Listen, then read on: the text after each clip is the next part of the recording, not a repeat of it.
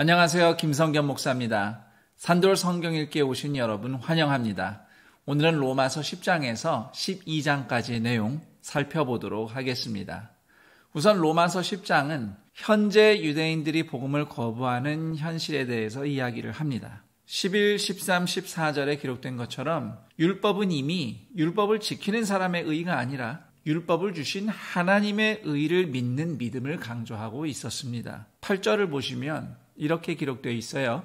말씀이 내게 가까워 내 입에 있으며 내 마음에 있다 하였으니. 이 말씀은 신명기 30장 14절을 인용한 것입니다. 신명기 30장의 배경을 좀 이해해야 되는데 이스라엘 백성이 모세를 통해서 율법을 받으면서 하소연을 했습니다. 율법이 너무 어렵습니다. 우리가 어떻게 이것을 지킬 수 있겠습니까? 그때 모세가 말씀이 내 입에 있으면 그것이 마음에 있고 그러면 지켜 행할 수 있을 것이다. 이렇게 답을 합니다. 그런데 이 말씀은 그저 열심히 말씀을 입으로 읊고 낭송하고 지키는 사람의 의를 강조하는 말씀이 아닙니다. 지속적으로 말씀을 고백함으로써 거기에 담긴 하나님의 의를 믿고 의지하는 마음이 핵심이에요. 그럴 때 행함이 나타나죠. 그리고 이 행위는 하나님의 의를 믿는 성도의 순종인 겁니다. 그런데 율법은 예수님을 가리키는 그림자죠. 그러니까 율법에 나타난 하나님의 의의 최종 완성은 예수 그리스도이십니다. 그래서 바울이 9절과 10절처럼 말을 하는 거예요.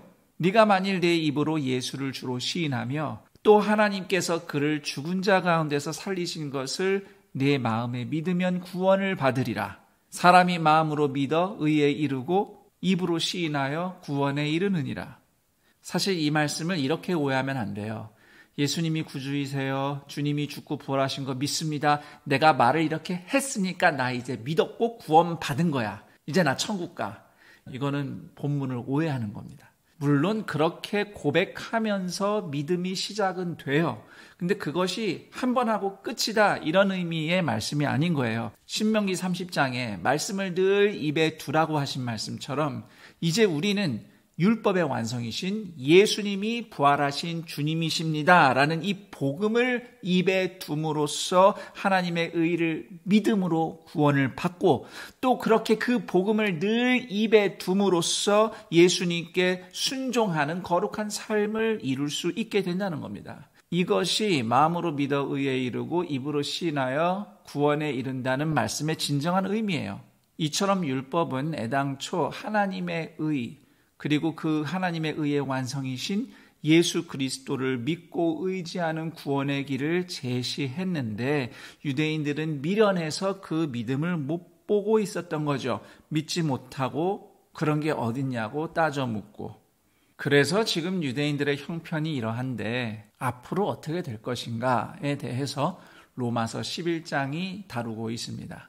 우선 11장은 하나님이 이스라엘 사람들을 다 버리신 적이 없다고 말씀해요. 그리고 이스라엘 사람들도 전부 다 하나님을 버린 건 아니죠. 항상 하나님이 따로 남겨두신 선택된 백성들이 있었습니다. 그 대표적인 예가 11장 4절에서 소개되고 있는 엘리야 시절 7,000명의 의인이죠. 그리고 지금도 은혜를 입어 남은 사람들이 있다는 겁니다. 실제로 초대교회 원년 멤버들은 전부 다 유대인들이었습니다. 바울이 전도하며 다닐 때마다 이방인들만 믿은 건 아니에요. 분명히 적지 않은 숫자의 유대인들도 예수님께 돌아왔습니다. 그럼에도 확실히 교회 안에는 유대인이 아닌 다른 민족들이 아주 다양하고 많은 사람들이 하나님의 가족으로 거듭났죠.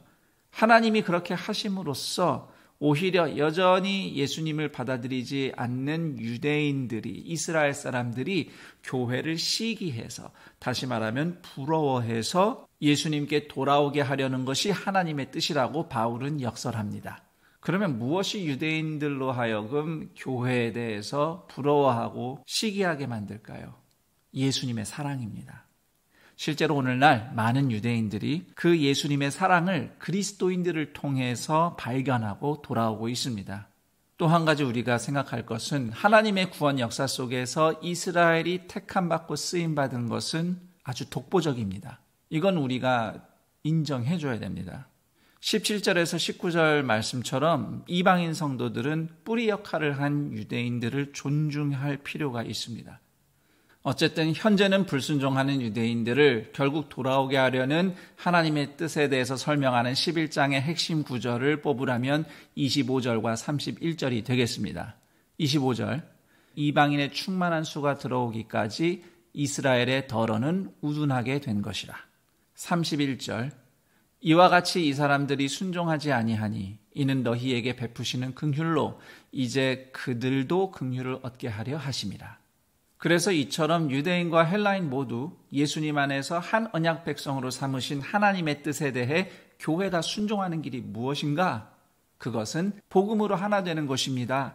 더 실제적으로 말하면 예수님의 사랑, 섬김, 겸손, 용서로 하나 되는 것이라는 바울의 권면이 12장에서 16장까지 쭉 이어지게 됩니다. 이 단락이 로마서의 네 번째 마지막 단락이면서 가장 실제적인 가르침이라고 하겠습니다. 12장은 복음으로 하나 된 삶이 어떻게 일어나는지 그 흐름을 아주 잘 보여주고 있어요. 가장 유명한 말씀이 12장 1절이죠. 그러므로 형제들아 내가 하나님의 모든 자비하심으로 너희를 권하노니 너희 몸을 하나님이 기뻐하시는 거룩한 산 제물로 드리라. 이는 너희가 드릴 영적 예배니라. 여기서 너희 몸이라는 것은 몸을 가지고 살아가는 삶 자체를 얘기하죠. 그리고 하나님을 기쁘게 하는 거룩한 산제물. 자, 무엇이 하나님을 기쁘게 하는 거룩함일까요? 세상 그 어떤 희생, 그 어떤 예물도 하나님 앞에서 완전히 기쁘고 거룩할 수는 없습니다. 오직 예수님만이 하나님이 온전히 기뻐하시는 거룩한 희생이죠. 그리고 산제물. 여러분 구약시대에 하나님께 바쳐진 제물 중에 살아있는 건 아무것도 없습니다. 다 죽어야 제물로 바쳐져요.